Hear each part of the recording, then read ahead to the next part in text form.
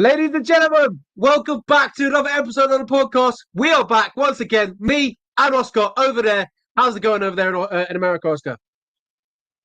It's going great. There's a lot to talk about. We did not have a show last week for unforeseen circumstances, but now we are back and there's several events for us to discuss, and I'm really excited to do so. Absolutely. We've got a fantastic show on hands for us today. Obviously, we'll be talking about the fights coming up this weekend. Namajunas versus Amanda Ribas.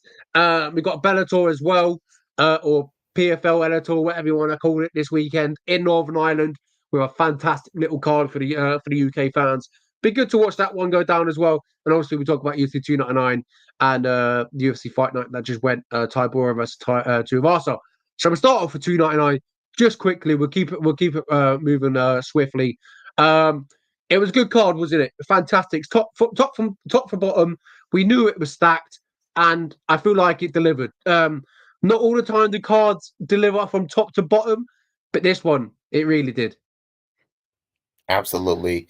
We had a lot of crazy finishes across the board, a lot of fun back and forth fights, and I feel like the top moment of the night was Dustin Poirier, as an underdog, mind you, knocking out the ferocious French prospect Benoit Saint-Denis in round 2. After weathering the early storm, Poirier came through, and Benoit was very reckless, and he got knocked out. That was such a great moment to see Dustin, who a lot of people were looking at him like he was basically done, and he goes out there, proves the doubters wrong. And I just got to say, I called that one. I knew he was going to do it. And also, of course, Sugar Sean O'Malley defending the bantamweight title successfully in a fantastic 5-round shutout against Marlon Chito Vera, finally getting his revenge for the unfortunate loss in the first fight. Sugar Sean O'Malley has never looked better, and now he's ready to take on the best competition in the division. This fight really only happened because of the rivalry. Vera is only number 6 in the world. Now he's ready to take on number 1, Merab Dvalishvili. Absolutely, it's a fantastic event. As you mentioned, Sean O'Malley getting the one that he always wanted back, and that was against Chito Vera, and he did it decisively. Probably the way he would have preferred. 5 rounds, domination, beating him up from pillar to post, from start to finish. It was fantastic. Great to watch. Dustin Poirier as well, returning back to winning ways after, a nasty knockout loss versus Justin Gaethje. I feel like this was a big one for Dustin Poirier, and he got it done. It's good to see, the Diamond going on for as long as he has inside his UFC career, MMA career, still getting it done is fantastic. And obviously, he talked about the struggles and etc. stuff like that. So it's a good felt moment in MMA when you see stuff like that happen. It'll be interesting to see what's next for him, though. Obviously, a big win as mentioned against Benoit. So I wonder what happens next with Dustin Poirier. Throws himself straight back into the mix. Maybe Islam, maybe Charles Oliveira, or whoever at the top. I feel like Dustin Poirier will be there with his name. Michael Page as well. We'll talk about. Obviously, he's from England. This is probably one that I was most looking forward to because obviously he's English. I knew how good he was, how exciting he is watch as a fan. I feel like he got the job done, and that's it. He's back. He's into the UFC. He's announced himself. Might not be the way he wanted to, but he's got the win, and he's ranked as well. And he called out Ian Gary. I'd love to see that happen down the line. So yeah, absolutely stacked card top from bottom. What was your favorite moment, if you could pick one, Oscar? Yeah, I already pointed out Poirier getting that knockout, but I feel like a fun moment that has stuck out in my head was Michel Pereira getting that super quick finish against Michal Oleksiejczuk. First, he got him really good to the body with a tremendous hook, and then he just got a no hooks rear naked choke out of nowhere. This guy is a freak athlete. He's so big, and his power is really coming to good use. And obviously, I have to point out Rebellis de España knocking out Josh Parisian in less than 20 seconds. This guy is a freak of nature. He was a bronze medalist in Taekwondo in the Olympics. I think he's going to be very exciting to watch, win or lose. Yeah, conveniently, you talked about there. Obviously, he was and silver or bronze medalist at the Olympics. That was London 2012. A cool stat for you. So yeah, that's when the Olympics. I don't know whether you care or not or anything, but an interesting stat, to say the least. Anyway, it was good. A fantastic card. He talked about, and he's actually booked again, isn't he? He's got Yeah, Wilder against Acosta. Waldo Cortez Acosta. Yeah, that's a tricky one for both of them. But after that debut, how can you not pick Rebellis? I think it'll be a hard not to, basically. Yeah, and also we also had Joanne Wood retiring, and I don't know, I don't think anybody saw this coming. That spinning back fist in round three basically put Morose out on her feet. That was a great moment to watch, and good to see somebody retire off of a win. But across the board, a lot of people just firing on all cylinders, performing at the top of their game, like Kyler Phillips, Mateusz Gamrot, Macy Barber. We had a lot of stand-up performances. And as you pointed out, Michael Venom Page walking out with the Undertaker entrance, that was awesome. I'm a huge WWE fan, so to see him do it was really special. And a lot of people trashed that fight. It was a great fight, in my opinion. I loved what he did out there. He caught him twice with spinning back elbows that knock out 80% of this division. It's just that Kevin Holland has a crazy good chin, so he didn't go down. But as I pointed out, fantastic card top to bottom. Everybody that got a finish got a bonus, and deservedly so. Absolutely agree. Fantastic card, and we'll move on to the last one. That's just gone. Another, it was okay. It wasn't the best card. But we talked about this before we went on air, and we feel like the UFC have sacrificed, UFC 299, UFC 300, with being such a great card, and UFC 298 as well. That obviously the main events like surrounding that have not been the greatest, but Tybusa versus Tybura. The main event didn't last long. With the history of heavyweight main events in the UFC, we probably got. Well, I definitely got a bit nervous of how exciting the fight would be, but ultimately it would end in one round. It seemed like Tybusa had no game plan, just to try and knock out this Polish guy, and then eventually it started to go to grappling, and we spoke about it. It just seems like Tybusa is just working on absolutely nothing in the gym in comparison to his grappling. Like, have we seen it get better in recent years? Not at all. It looked borderline amateur down on the ground. Marcin Tybura is not this good jujitsu guy. He's not exactly this fantastic wrestler either, but Tati Ivasa is truly one dimensional if you ask me. He's a really good kickboxer. He dropped Sorogan back in the day, knocked out Derek Lewis, but you put the guy on his back and he's basically worthless, really.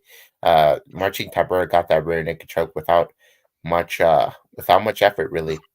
And this to me showed that Tai Tuivasa has to really look himself in the mirror and decide that does he want to improve, or is he happy just being a guy that's just going to go out there purely for entertainment.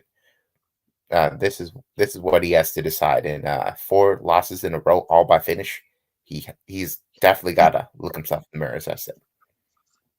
Yeah, completely agree. Put his ego to one side and entertain the fans for a minute and see what's best for his career. And I completely agree with you, 100%. Yeah, pretty much. What about the other fights as well? Ovin St. Preux getting back to winning ways against Kenny and Chukwu. Brian Battle as well. That controversy, obviously, that ended in an eye poke. Angelusa saying that he can't continue via the eye poke. What are your thoughts on that? Obviously, there's a lot of things that have came out after that Brian Battle. Obviously, he was emotional. He was passionate in the post-fight press conference, saying that maybe he was looking for a way out.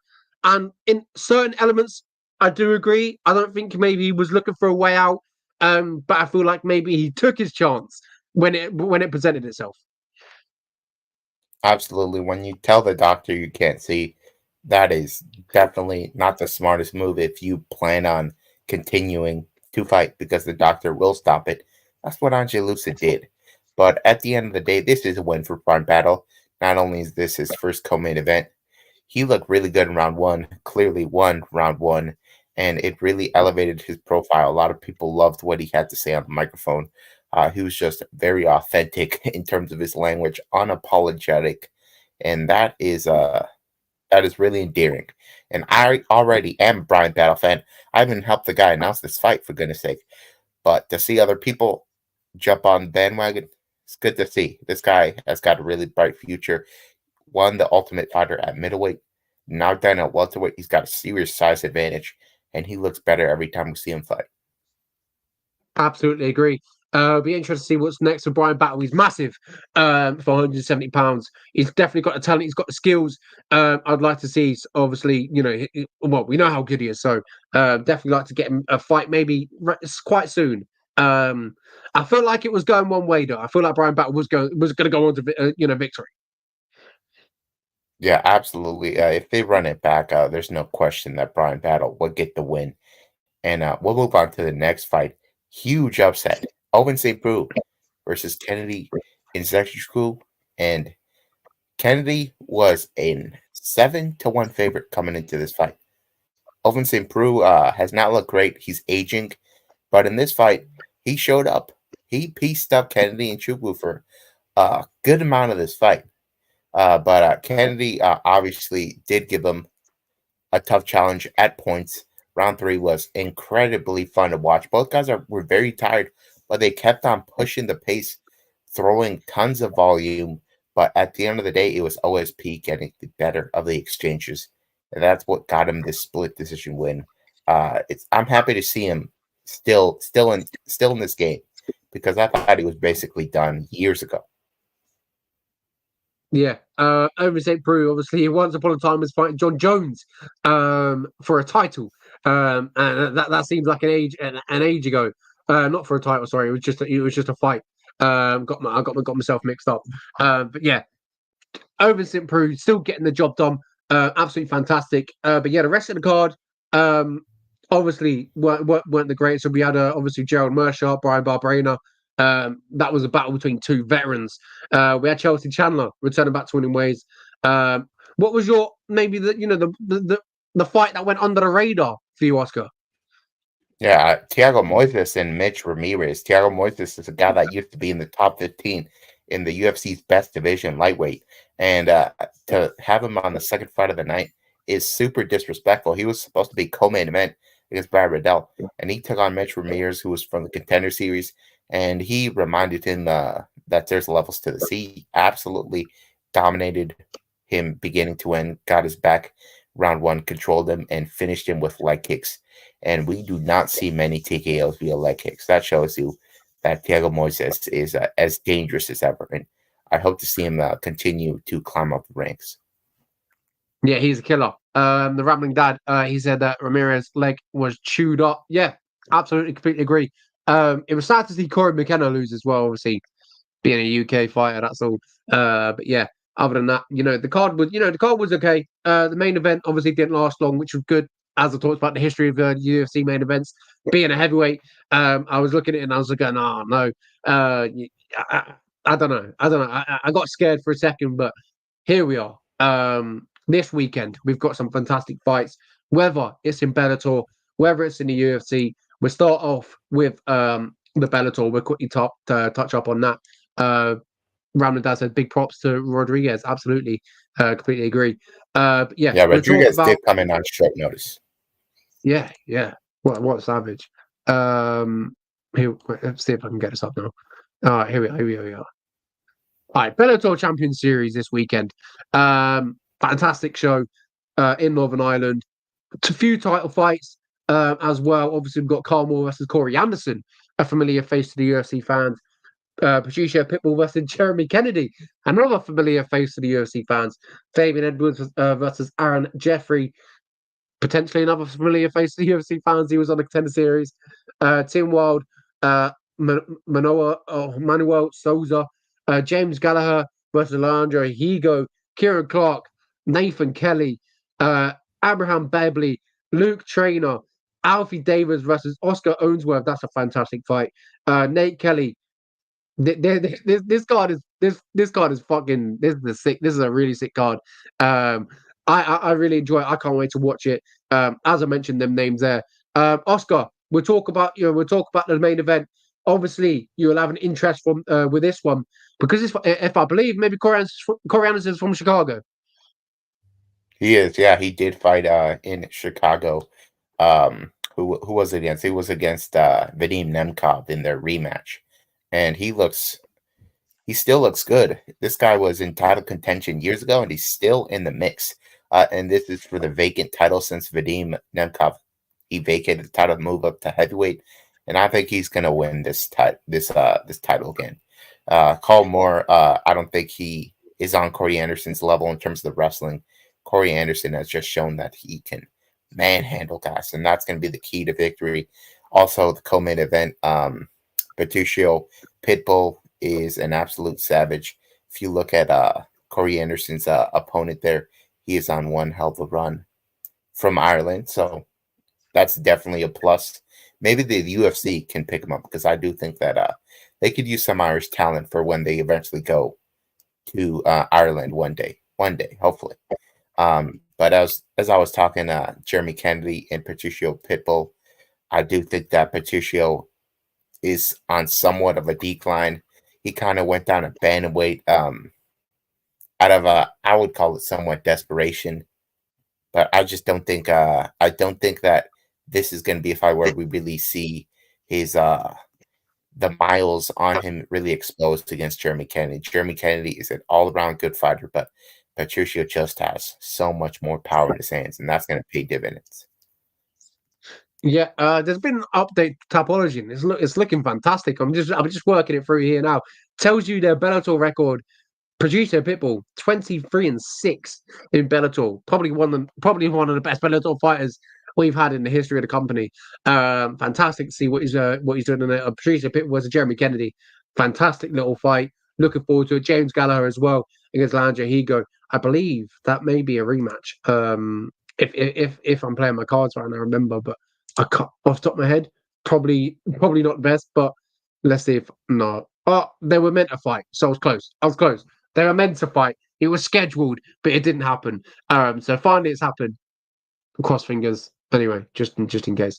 Nathan Kelly, fantastic prospect, and Nate Kelly as well, fantastic amateur prospect. Make sure you watch them.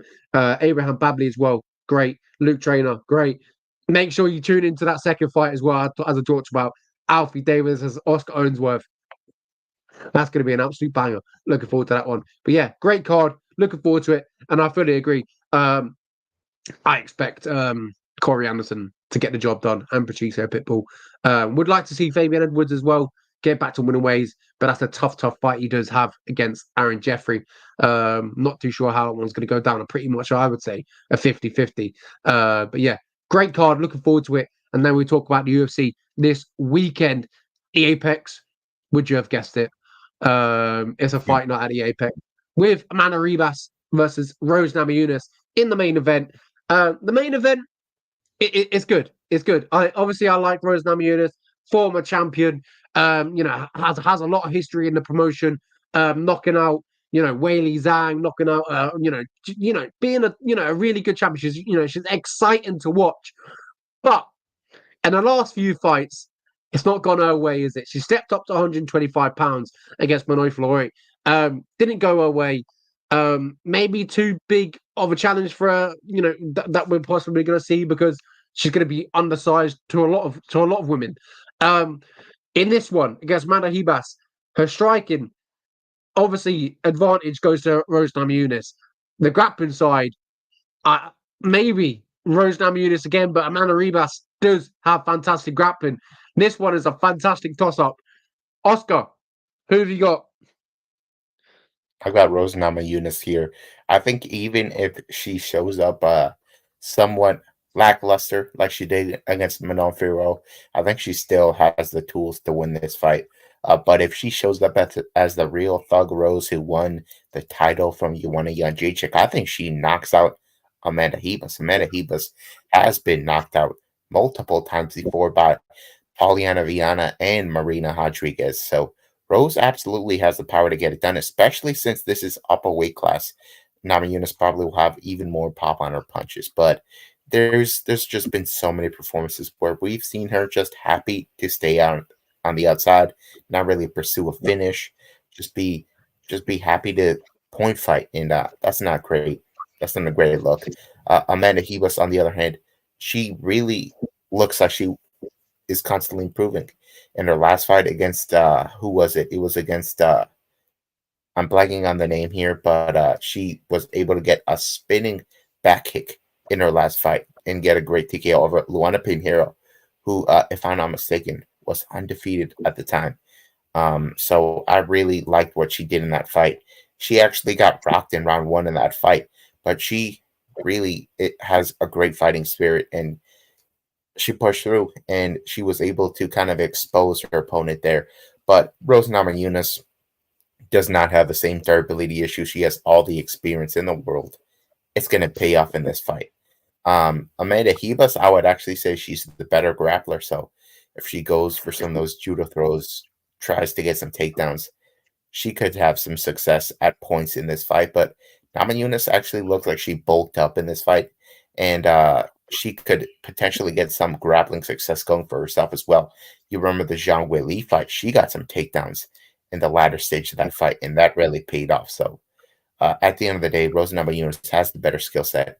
Let's just hope she's on her A game, because on her A game, as I pointed out, she can be a champion. Yeah, completely agree. I've also got Rose Namajunas. Once upon a time, as I mentioned, she was a champion, and I feel like she's going to regain, regain a little bit of momentum, and that start with Amanda Ribas as well. I talked about being undersized.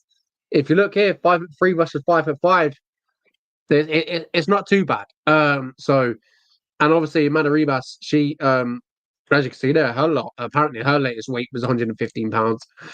So an interesting one. I think Rose Namajunas will get it done. Completely agree. Co-main event of the evening, we've got Carl Williams versus Justin Taffer. Justin Taffer stepping in for his brother Junior Taffer, who Junior Taffer stepped in for Justin Taffer, is a whole mix-up. It's crazy. It's a whole thing happening with the Taffer brothers. But I'm here for it. I'm here to see it. Does Justin Taffer have a better chance of beating Carl Williams, who's 2-0 inside the UFC, and who's, he's a moderate favourite according to Tapology, and he's looked kind of good thus far in his UFC career? Honestly, not really. I think his brother is the better of the two, if I'm being honest.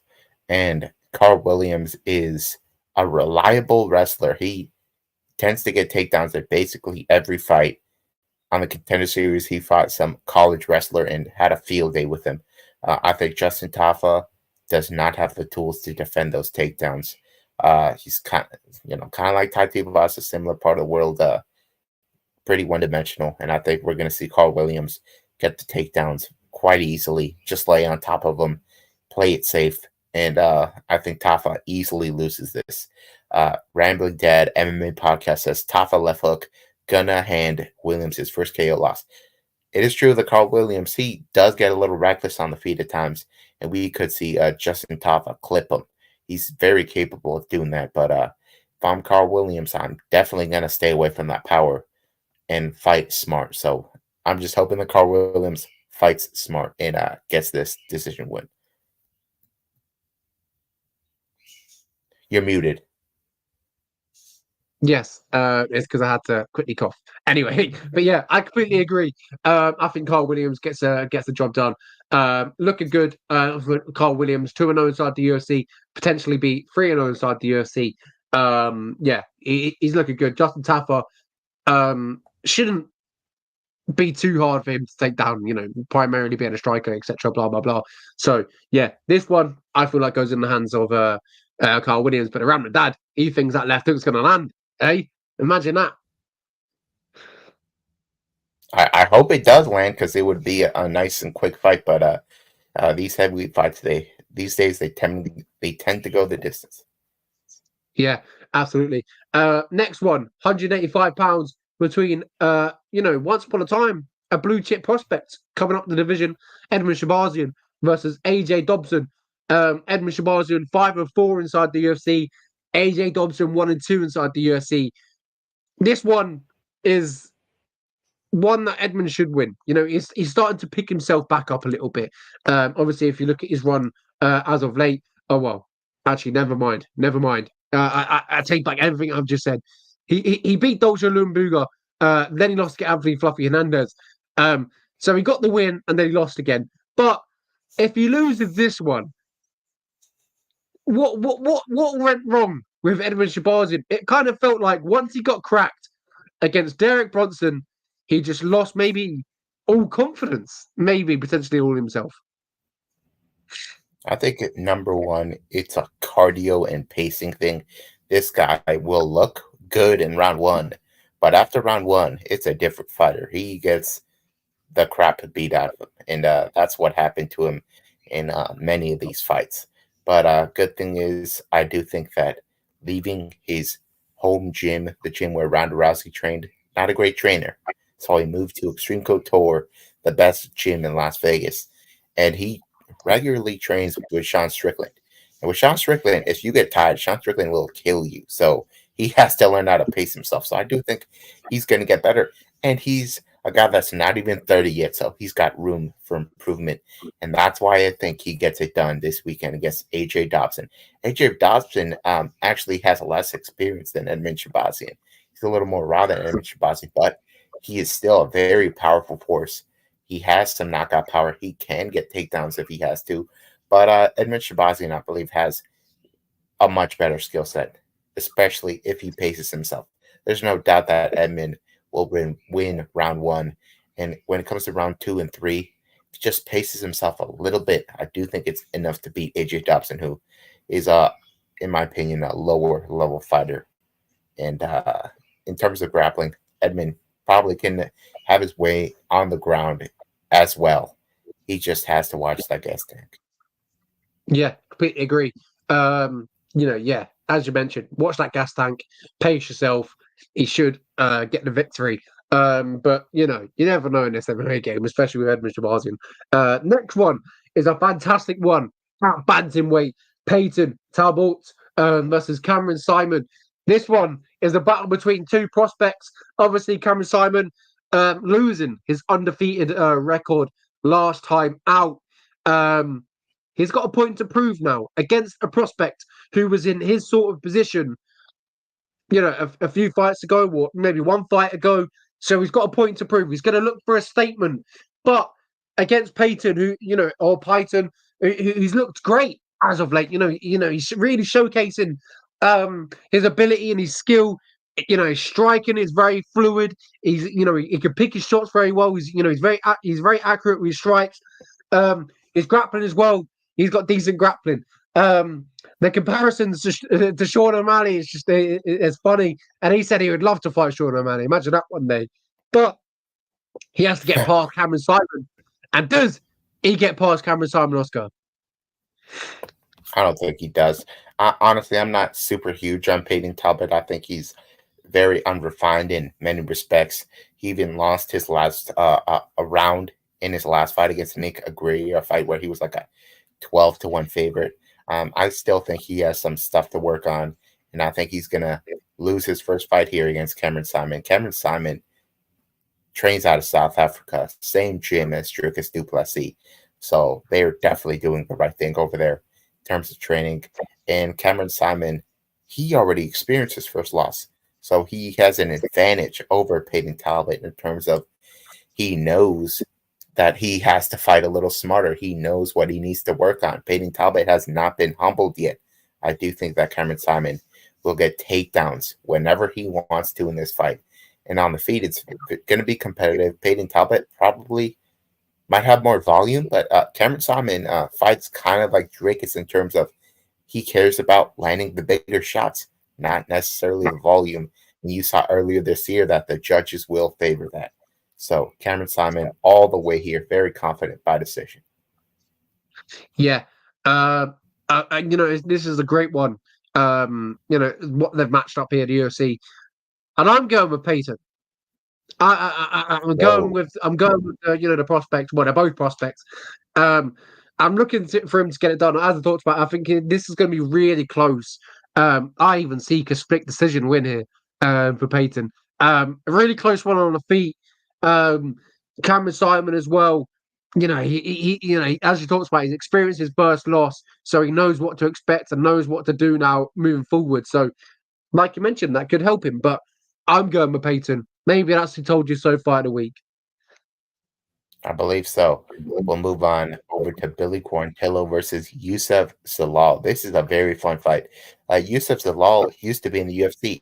This is his return. He was cut after he had a draw with Damon Blackshear, which I thought was ridiculous because Yusuf Zalal is a legit fighter. He's got a great skill set. He fought Ilia Topuria in Ilia Topuria's debut. Actually looked pretty good in some of the scrambles on the ground in that fight. So I don't think he should have been cut. He won on the regional circuit quite easily, so they brought him back short notice though against Billy Quarantillo. And you're gonna want a full camp if you're fighting Billy Quarantillo. Billy Quarantillo is one of the funnest fighters to watch on this roster.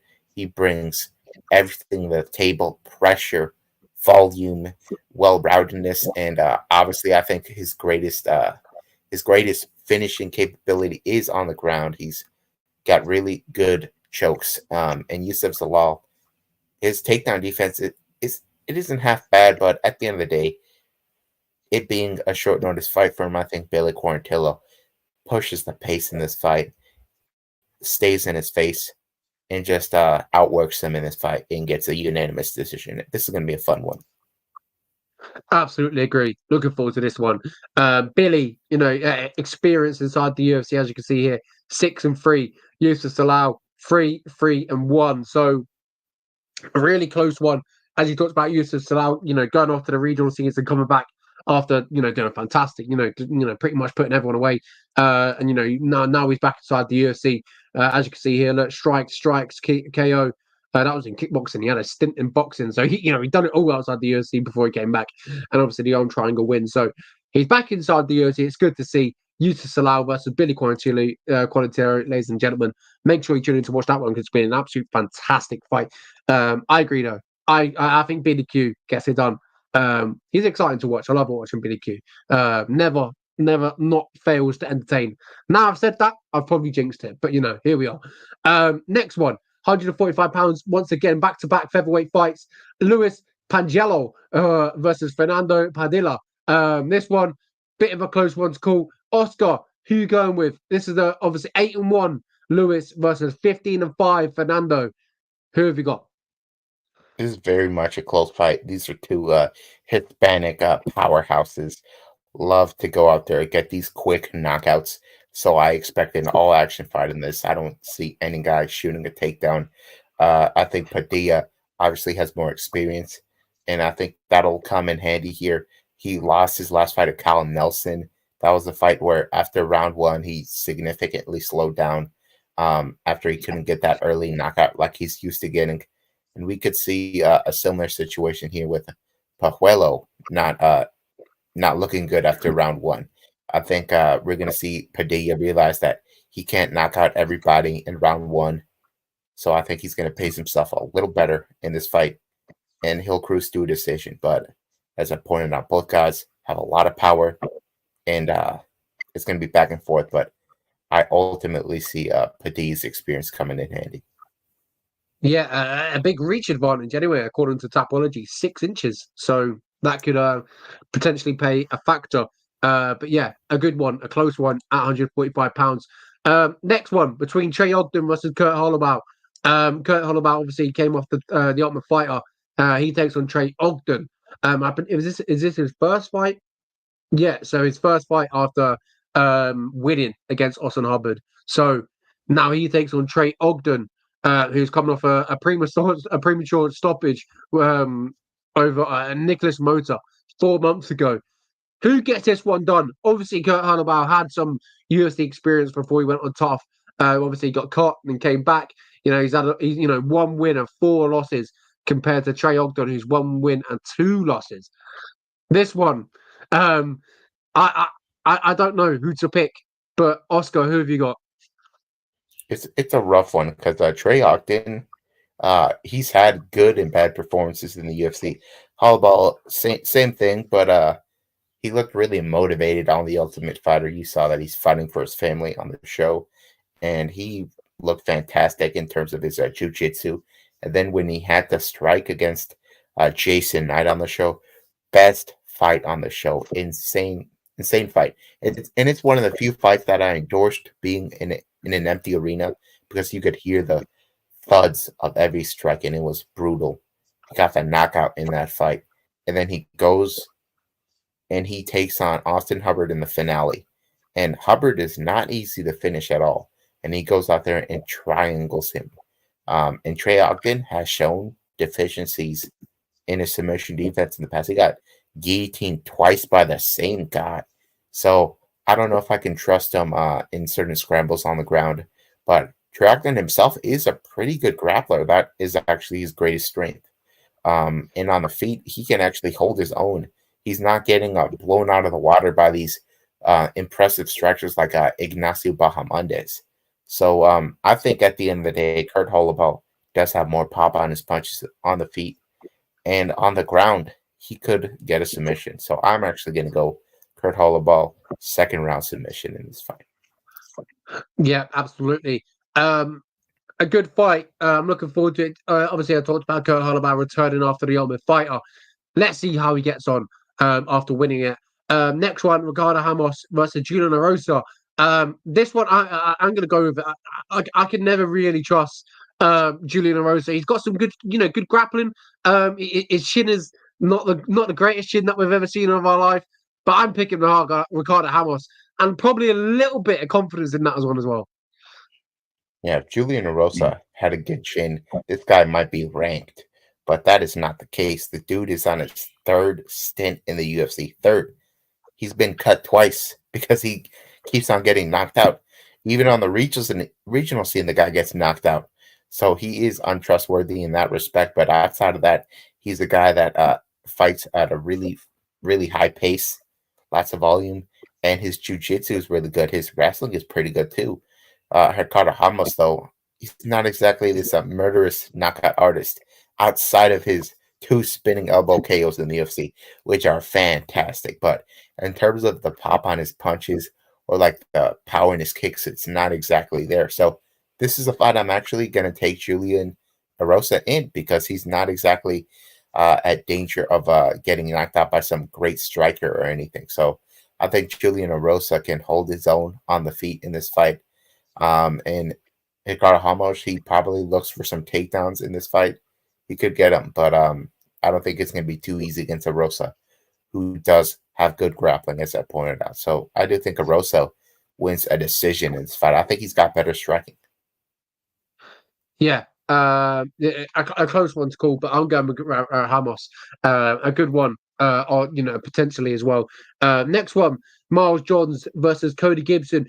Cody Gibson, not rejuvenated his career a little bit on the Ultimate Fighter, but showed some good skills, got to the final, and obviously lost eventually to Brad Katona. Brad Katona, I think, has fantastic skills. Obviously, he came up short just a few months ago. But yeah, Cody Gibson versus Miles Johns, who's coming off a no contest versus Dan Argueta 5 months ago. This one, I would choose the experience of Cody Gibson, but I'm not too sure. According to Tapology, they're heavily favouring Johns. Is that correct? I don't really think so because Miles Johns has a definite cardio issue in his last fight. The reason that's a no contest, guy got caught being on steroids. So that's not a good look. And obviously he's gonna have to come back clean for this one. At least I would hope. And that might be the reason why he didn't slow down after round 1. He's always had a cardio issue, but in his last fight, did not have a cardio issue, and he was on steroids. Is that a coincidence? I don't think so. So I think in this fight, without the help of the juice, Cody Gibson is gonna take advantage of him slowing down after round 1, and I think he definitely has better volume on the feet. And sure, the reason why a lot of people like Johnson in this fight, he's got good wrestling. Cody Gibson probably will get taken down in this fight, but I think as long as it's on the feet, he's going to land more. Yeah, Cody Gibson, a really tall frame at bantamweight, standing at 5'10". So a big one. At bantamweight, 135 pounds. Interesting to see how that one goes down. But I got Cody Gibson. Next one at featherweight, Stephen Njen versus Jarno Errens. Dutchman seeking a win inside the UFC, going 0-2 against William Gomez and Song Moy Choi. Stephen Njen will be making his UFC debut. Is it debut success for Stephen, or does Jarno get his first win inside the UFC?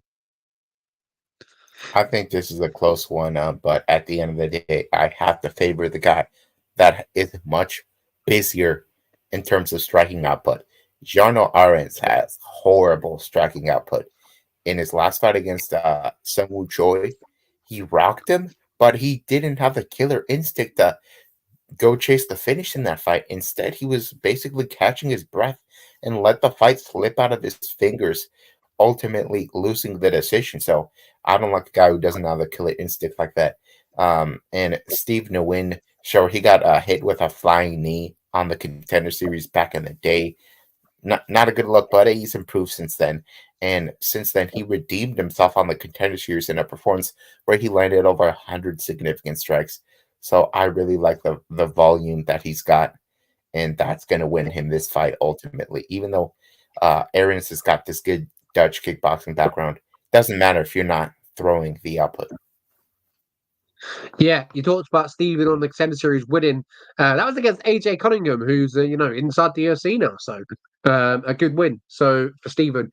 Next one, we're talking about Mozarat Rendon versus, oh my goodness, Daria Elzenyakova. I don't need this one. I have to wave the white flag. Even I can't pronounce this one, so we'll just call her Daria. Yeah. Mexican versus the Russian. 6-0 versus 8-1. 6-0. Obviously, she's undefeated inside the UFC. Obviously, she beat Vidal. Obviously, that was her first fight inside the UFC. She's 35 years old. Bit of a late, spur inside the UFC. Daria. If you look at her last year, obviously she lost against Melissa Mullins, who's inside the UFC now. Melissa Dixon Mullen. I think she recently split up with her boyfriend, so now she's Melissa Mullins. She beat Marie Lesau, I would say, in her last fight in Arez, a French promotion. She makes her UFC debut. Does she beat the Mexican? I think that's the question on her UFC debut. I think she does. Montserrat Rendon has got a heavy grappling style, but it's not like she does a ton of damage on the feet. So I can't side with her because she's 37. She's only got 6 pro fights. I just don't think there's a lot of success to expect from her at this point. I hate to say that. Oh, she's not 37. She's 35, but still, 35. That's kind of when the decline begins for a lot of people. On the other hand, you got this Russian prospect who's got really good striking. I think she's really going to beat her up on the feet. Even if she gets taken down, it won't exactly matter because we're going to have Daria piecing her up on the feet. That's going to be the deciding factor in this fight. And these days, let's just talk about Dolgarian versus Christian Rodriguez. That was a straight up robbery. In round 2, you see Dolgarian get 4 minutes of control time, but he gets slightly outstruck and the judges give it to Rodriguez. So these judges are looking for damage. They really don't care much for grappling if you're not doing anything with it. Absolutely. Now, the next one, a battle between 2 undefeated flyweights heading down at UFC Vegas. Igor Serovino versus Andre Lima. 8-0 versus 7-0. Flyweight. I talked about the flyweight division many times. It's a fantastic division. Potentially 2 new ones to be added to the list. Oscar, what are your thoughts on the 2 undefeated fighters? And who gets it done? Are we going with Igor or are we going with Lima? Yeah, this is a tricky one across the board because Andre Lima fought on Contender Series, but his opponent really played it safe, didn't want to engage at all, so he easily beat him. He was not really pushed in that fight. He's a kickboxing champion in Brazil. And his opponent, on the other hand, this guy actually was a strawweight. Believe me, he was a men's strawweight.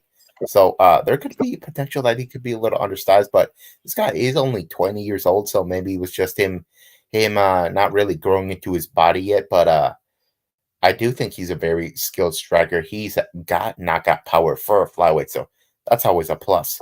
Um, but this is going to be another fight where we see only striking in this fight, and it's going to be a fight where we're going to be wondering how the judges score it because it's going to be that close. But at the end of the day, I do like the fact that Severino is a little bigger, even though he used to fight at strawweight. He actually is a little bigger in this fight, so I think that is probably why we'll give him the edge in this fight. Lima, on the other hand, hasn't proved all that much to me. But with Severino having that knockout power, it might just be enough to get him the victory. Yeah, if you look at their records as well, a lot of finishes by both guys. So that's probably what I'll be going for. A finish on either side, and I'll go with Ihor. 20 years old, 8-0. Another great prospect that we have inside the UFC. And either or could be a fantastic prospect that we have inside the UFC. We're just going to find out this weekend who gets the job done. First fight of the night is the one that I'm most looking forward to. You tell me why, or you're asking me why. That's because we've got Mick Parkin back, baby. Let's fucking go. And he's fighting Mohammed Usman. Mick Parkin fighting out of Sunderland here in the UK, which is about an hour. I actually go to university in Sunderland. This one is close to home. I want to see him get it done. Does he get it done? He's 8-0 against Mohammed Usman, who might hit like a truck, but will he be able to hit Mick Parkin the way he moves? I'm not too sure. I think we see Mick Parkin cruise to a decision victory because Usman can't hit what he can't see. I agree with you there. I do think that Mick Parkin is a much better fighter than Muhammad Usman. Muhammad Usman has, in my opinion, he's overperformed. He was a guy that couldn't even cut it in the PFL. So he goes to the Ultimate Fighter house. He does well, but in my opinion, in those fights in the house, I didn't think he won either of them. He was very tentative, did not really pull the trigger in those fights. And then when he comes to the UFC, knocks out Zach Pauga, who's actually a light heavyweight, who also got cut recently, by the way, so not a great win. And then he takes on, who was it, Jake Collier. Jake Collier, also a guy that used to be a middleweight, so not the greatest win either. The Junior Tafa win in that fight didn't look great. He got rocked in every single round, but he still managed to get takedowns in that fight. With Mick Parkin, those takedowns won't be there. Mick Parkin has got wrestling of his own. In fact, I think it might be better than Mo Usman. So I think Mick Parkin beats him up on the feet, gets a takedown in round 2 when Usman's a little winded. I think he takes his back, and I think he chokes him out. Muhammad Usman got choked out on PFL against Brandon Sales, who's like an old dude who's like washed up, who's like 5-1. That's a little embarrassing if you ask me. So I hate to trash Muhammad Usman, but he's a guy that got started really late in the game, and he won't be able to catch up with Mick Parkin. One of Tom Aspinall's training partners. This guy trains with the second best heavyweight in the world. So I have to tell you that I'm very confident in Mick Parkin. Yeah, Tom Aspinall soon to be the best heavyweight in the world. Yep. That's probably a later story when we get to talk about all that good stuff. But yeah, Mick Parkin, baby, I can't wait. He's exciting. I saw him at the gym. I went down to the TFT gym the other day to interview someone else, and I was just watching him prepare. You know, he listens to his coach very well, Andrew Fisher. He's a student of the game, and obviously he talks about it. You know, he has them training partners, Tom Aspinall, Phil DeFries as well. Phil DeFries, I don't know whether you know him or not, but a KSW heavyweight champion of the world. Yes, he's got some killers inside the gym and around him. So he's not shy for training partners, and he's not shy for talent. I think he does well against Mohammed Usman this weekend, and he gets the job done. But I talked about one little clip from Mohammed Usman. You never know. You never know. He's a big old boy with some big old arms.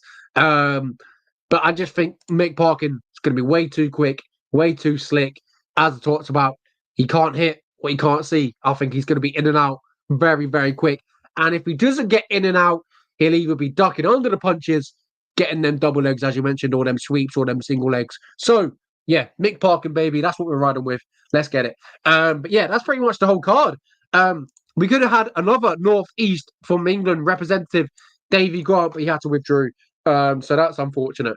But yeah, fantastic little card. Prelims are decent. Some really, really good underrated fights. Peyton Talbot versus Cameron Simon. Banger. Billy Quarantino versus Yusuf Salau. Banger. Trey Ogden versus Kurt Holloway. That'll be a good one. Ricardo Hamos versus Junior Rosa.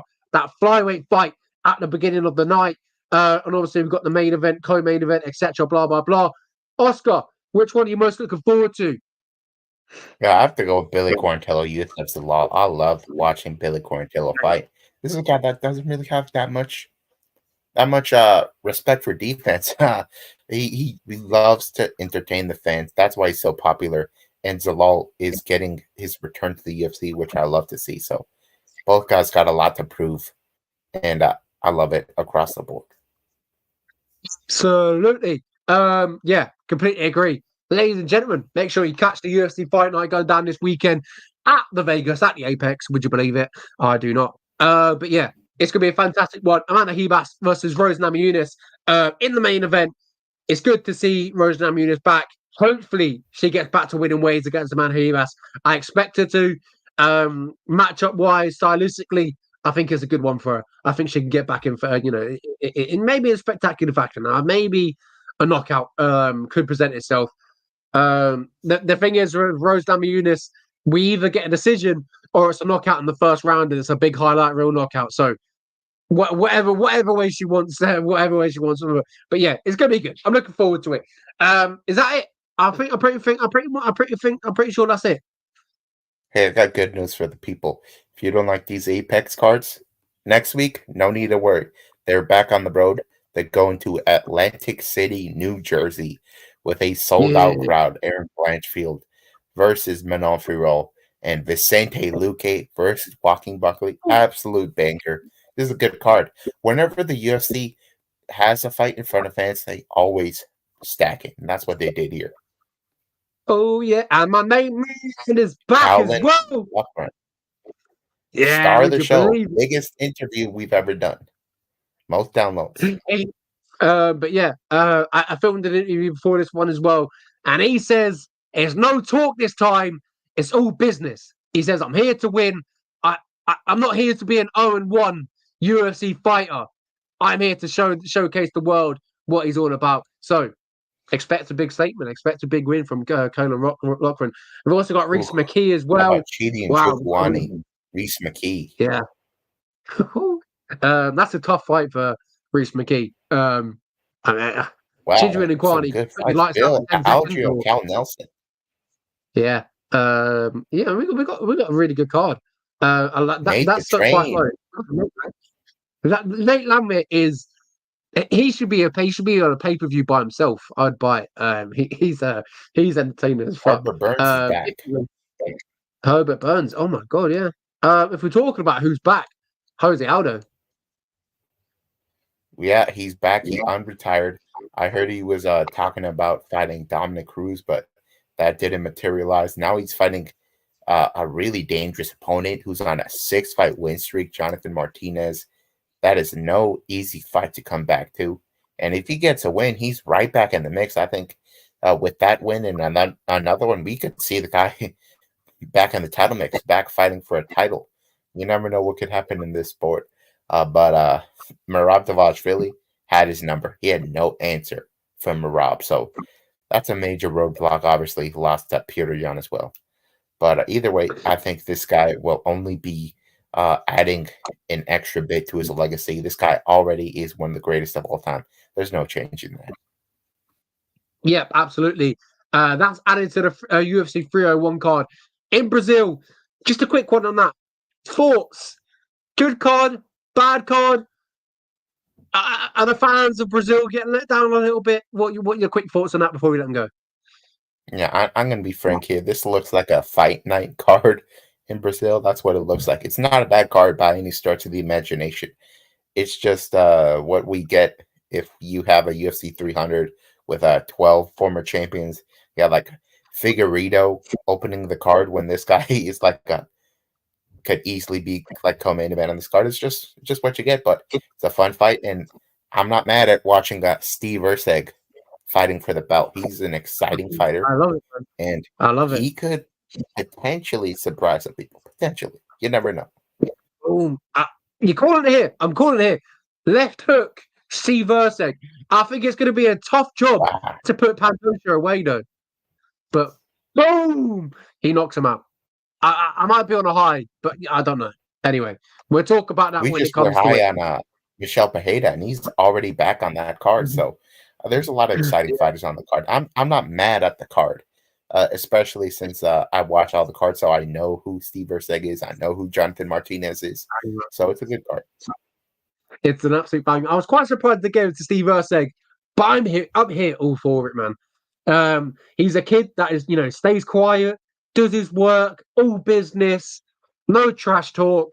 He lets his fighting do the talk, and that's why I think a lot of people have got behind him as well. So it's gonna be a good one. I'm looking forward to the countdown as well. Learning more about Erceg and what he's all about. So yeah, absolutely fantastic job, Oscar.